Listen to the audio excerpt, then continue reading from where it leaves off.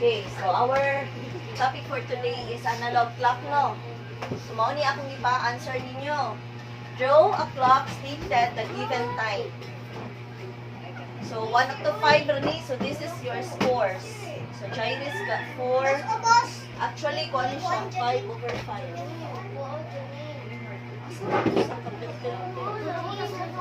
So, this is 5 over 5.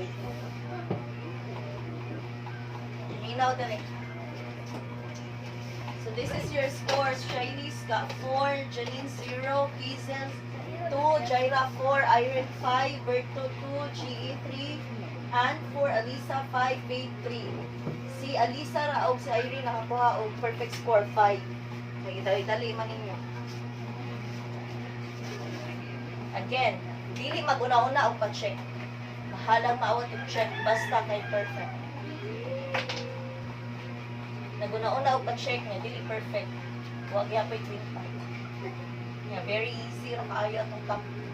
Balik-balik. So 12:45, let's discuss 12:45. So ang long hand, ay pila ang kuan sa long hand? At 5 ang reading sa long hand. Ang small hand kay by number. Kung saan yung number nga yan itungan. For example, let's do 12:45. 12:45. So asa ang gamay na small? Gamay na small hand.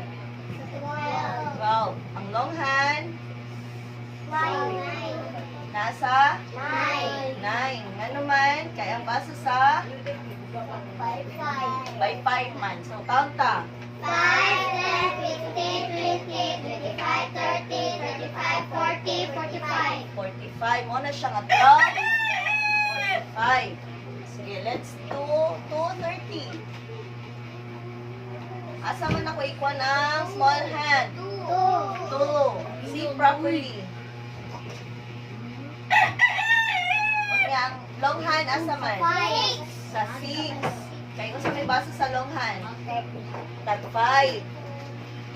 Ikaw. 5, 10, 15, 20, 25, 30. Muna siya nga 2:30.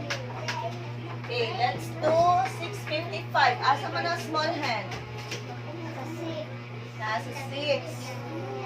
Ang long hand, ang short hand nasa 6. Ang long hand,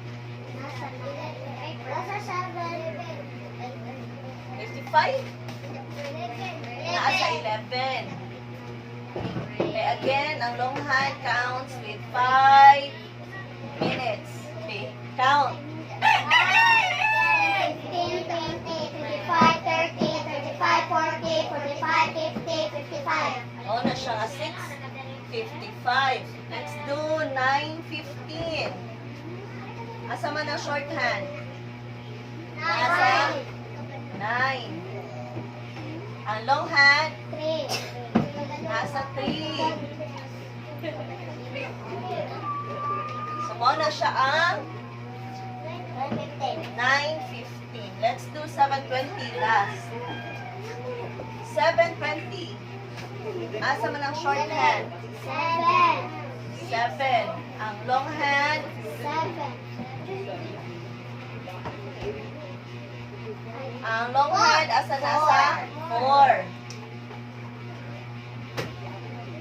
So, di na mo yung sige, count ta. 5, 10, 15, 20. So, mo na siya ang 7:20. Kinsay na libo.